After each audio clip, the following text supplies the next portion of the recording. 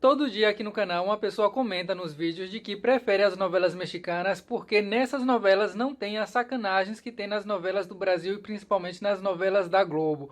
Mas será que isso é verdade? No vídeo de hoje eu vou falar 10 novelas do México que tem sim muita cena de sexo e também vou dizer quais são as 10 novelas brasileiras, minisséries que são assim mais eróticas. Aí você vai dizer, Ziel, eu não gostei desse vídeo porque eu não estou transando. Meu filho e minha filha, 93% da população mundial do mundo não está transando, então não se sinta mal. Eu preciso dizer que a lista das novelas mexicanas eu não tirei assim da minha cabeça, algumas eu vi, mas algumas não, afinal eu não sou assim como o menino lá do Almanac Latino, ele sim que sabe tudo, mas eu fiz uma pesquisa ali em fóruns antigos, depois eu fui ver algumas cenas para ver se realmente batia e aí eu fiz as 10. Já as brasileiras, essas sim eu tirei da minha cabeça, as que eu assisti e que eu meio que fui listando. Então depois você vai aí nos comentários e coloca a sua lista das novelas mais sexuais, eróticas que você já assistiu.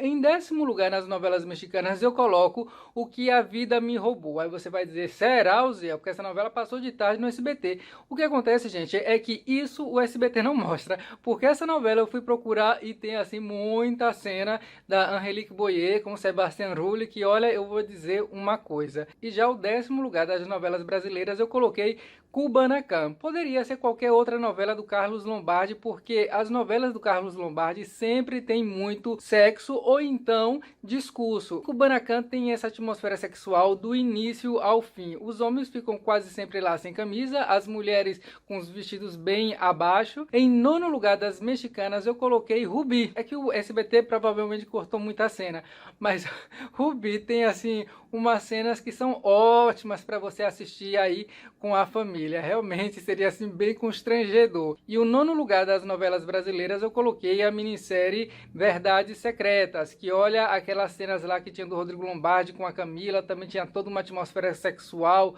com os modelos, as modelos lá da agência da Marieta Severo, inclusive até a Marieta Severo teve cenas assim um pouco calientes, a Dona Nenê merece aí o 9º lugar. Em 8º lugar das mexicanas eu coloquei a novela Salomé. Salomé no Brasil passou de tarde, então muita cena foi cortada, mas mesmo assim dava para perceber o teor sexual que tinha essa novela, seja pelo figurino da Salomé que quem fazia era a Edith Gonçalves, ou então pelo figurino da Niurka. Olha, os figurinos da Niurka eu ficava assim com o olho arregalado de ver. E a Niurka, inclusive, vai ter vídeo dela aqui essa semana. Então, se você quiser saber um pouco mais sobre os escândalos aí dessa mulher completamente doida, varrida, você já se inscreve no canal e deixa o like que é para o YouTube te notificar. E o 8º lugar das brasileiras eu coloquei a minissérie Riacho Doce. Eu já fiz um vídeo aqui sobre Riacho Doce, eu vou deixar embaixo se você quiser assistir uma crítica. E olha, Riacho Doce tem sexo, viu? É tanta cena de sexo entre a Vera Fischer e o Carlos Alberto Richelli. E o mais engraçado em Riacho Doce é que a interpretação do Carlos Alberto e da Vera Fischer parece assim, sabe? Que eles receberam uma anestesia geral, acordaram da anestesia e já foram direto gravar. Mas nas cenas de sexo aí eles davam tudo de si. Então, olha, poderia pegar uma cena de Riacho Doce e colocar no Cineband Privé, que seria praticamente a mesma coisa. Em 7º lugar das mexicanas eu coloquei a novela Sortilégio, que também passou no SBT. E só pela abertura eu já senti ali um pouco de atmosfera sexual. E depois, pesquisando mais, vendo algumas cenas, aí eu vi que realmente tinha cenas bem, digamos, apelativas. Inclusive ficou lá uma cena famosa, pelo que eu li nos fóruns, de que tem uma cena em que aparece ele traseiro, a pessoa que comentou, escreveu isso, né? Ele traseiro de William Levy. Então, se as pessoas quiserem aí procurar, vão lá procurar o traseiro do William Levy. E em 7º lugar eu coloquei a novela Mandacaru. Fazer uma lista de novelas brasileiras eróticas e não colocar as novelas da Manchete não tem credibilidade. Mandacaru até que não tinha muita cena de sexo e eu amava, sabe o que? O Zé Bedeu. Zé Bedeu era muito engraçado, então as piadas que o Zé Bedeu contava na novela também sempre tinha assim sentido duplo. Cismei. Em 6º lugar das mexicanas, eu coloquei a novela Pueblo Chico, Infierno Grande, que se traduzisse, o título seria mais ou menos assim, Cidade Pequena, Inferno Grande. Quem mora em cidade pequena vai concordar. Esse é um ditado lá do México. E essa novela, você vê que ela tem muito sexo só pela abertura, porque a abertura é a Verônica Castro lá, tirando a roupa e mostra as costas, um sangue descendo pelas costas, e ela sensualizando no meio dos lençóis. Aí eu fui ver umas cenas e tem assim uns beijos que meta pega. Eu achei realmente umas cenas assim até um pouco meio que grotescas e não esperava, fiquei realmente assim surpreendido com Pueblo Chico, Inferno Grande. E já o sexto lugar das brasileiras eu coloquei a minissérie Engraçadinha. Bom, o que é que você vai esperar de uma adaptação de um texto de Nelson Rodrigues? Muito sexy. Então tinha lá na primeira fase a Alessandra Negrini, né, sendo ali um meio que safada, inocente, fazendo aquele papel assim meio dúbio. Depois na segunda fase veio a Cláudia Raia tendo cenas de sexo com o Alexandre Borges e assim todo o texto, os diálogos era muito carregado. Em quinto lugar das mexicanas eu coloquei a novela Pasión y Poder, que tinha o Fernando Colungo, o Jorge Salinas, a Susana Gonçalves e a Marlene Favela. E olha, tinha umas cenas da Marlene Favela com o Jorge Salinas que eram assim muito sexuais, não somente com eles. Essa novela foi produzida pelo Alberto Castro, irmão da Verônica Castro e ex-namorado da Angélique Boyer. Inclusive eu já fiz um vídeo aqui falando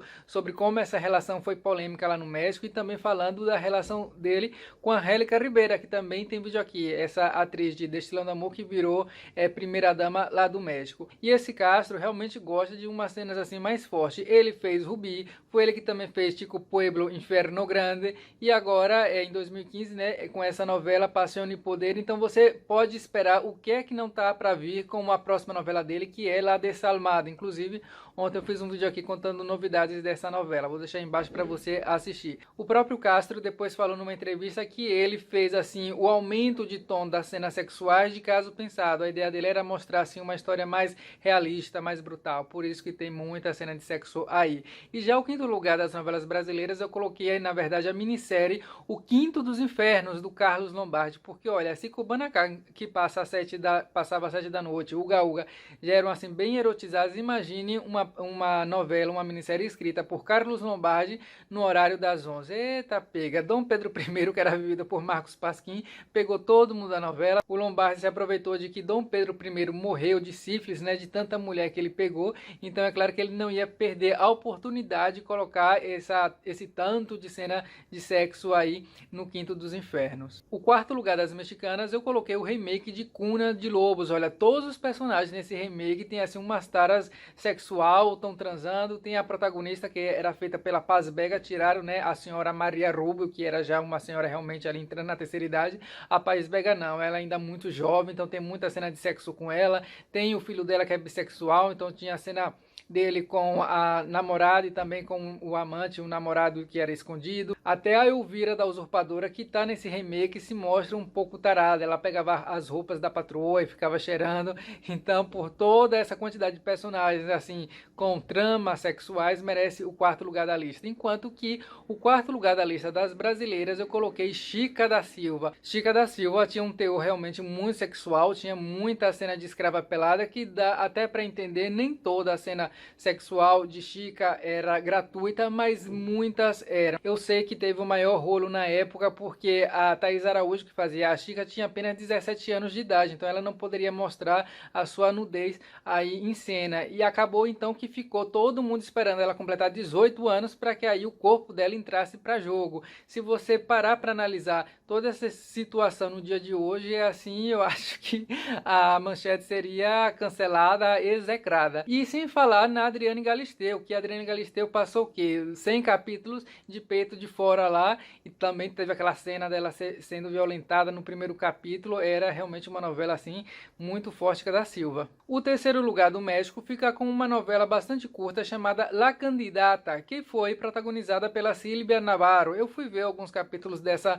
novela e de fato realmente tem muita cena de sexo. A primeira sequência da novela, do primeiro capítulo, já tem ali uma coisa de sexo, e a Silvia Navarro, ela não fica tímida não, ela se joga mesmo nas cenas assim mais sexuais. E já o terceiro lugar do Brasil eu coloquei a minissérie Presença de Anitta. Presença de Anitta tinha cenas de sexo, mas o fator decisivo para colocar ela em terceiro lugar é porque toda a trama era impregnada de erotismo, não somente entre o personagem do Zé Maia e da Mel Lisboa, né, que fazia a Anitta, como também a Vera Holtz. Presença de Anitta entrou para a história da Globo como uma das produções de maior sacanagem do canal. No segundo segundo lugar, nós temos a novela Amor à Muerte, que foi protagonizada pela Angelique Boyer. Tinha muita cena dela lá com o protagonista, haja lingerie, viu? Porque era muita cena realmente. Também essa novela chamou muita atenção na época, porque tinha também cenas lésbicas entre duas personagens lá, que sempre estavam se acariciando e acordavam na cama juntas. Foi uma novela completamente fora da caixinha lá do México. Ela é muito, mas muito diferente. Já a medalha de prata do Brasil ficou com a novela Dona Beija, que foi protagonizada pela Maite Proença. Quando falou, eu já ia dizer Maite Perrone, não, com a Maite Proença. Olha, eu vi essa novela quando passou no SBT, não toda, né, vi assim um pedaços, mas eu lembro que tinha muita cena dela andando de cavalo com topless. A primeira pessoa na vida que eu vi fazendo topless andando de cavalo. Dona Beija, de fato, usava e abusava do erotismo, e uma coisa interessante é que fizeram um remake dessa novela, um remake latino que eu assisti quando estava na Espanha, e tiraram praticamente toda essa parte sexual mais forte, porque senão não poderia passar. Então a gente pode dizer que nesse caso sim, a latina deu um filtro para tirar mais essas cenas sexuais que tinha a Dona Beija original. E o primeiro lugar lá do México eu deixo com uma outra produção da Giselle González, a mesma de Cuna de Lobos e a mesma também de La Candidata. Eu tô falando de Caer en Tentación, outra vez aí também protagonizada pela Silvia Navarro, e também tinha Gabriel Soto. E carambola, como tem cena de sexo. Para você ter noção, a carga sexual dessa novela foi tão grande que quando ela foi passar na Univision, um canal de lá dos Estados Unidos para o público latino, eles cortaram muitas partes, e principalmente uma cena que ficou famosa por ter sido cortada, que era a cena em que o Gabriel Soto masturbava lá o par romântico dele em cena. Logo no primeiro capítulo mesmo tem uma cena que o Gabriel Soto tá pelado, e ele fica ali pelado justamente na cara da Silvia Navarro. Eu falei, meio de mau gosto assim. Já o primeiro lugar do Brasil é uma novela que eu vou dizer uma coisa pra vocês. Deixa Emanuele do Cineband Privé no chinelo. Não, olha, mas muito no chinelo. Eu tô falando de Brida, uma novela lá da Manchete, que a Manchete investiu tudo que tinha pra ver se conseguia salvar, né, a audiência do canal, e na verdade acabou afundando mais. Olha, a cena mais leve que essa novela tinha era um surubão de 4 pessoas. Claro que meus pais não deixavam eu assistir, mas toda vez que eu tava passando de canal, que por um acaso passava, né, pela Manchete, tava tendo uma cena de sexo. Eu lembro que tinha gente que chamava essa novela de A Brida, ao invés de Brida. E pessoalmente eu acho que esse apelido faz todo sentido. E a lição que a gente tira deste vídeo, então, é que nem toda novela mexicana é água com açúcar, mas que realmente, comparando com as brasileiras, é assim coisa de criança, né? Porque as brasileiras são muito mais fortes quando se fala de sexo. Espero que você tenha curtido o vídeo. Se sim, por favor, deixa aí o like e também se inscreva no canal se não tiver inscrito. Assim você vai receber as notificações. Obrigado por acompanhar o canal e até o vídeo que vem. Acabou, Marginal.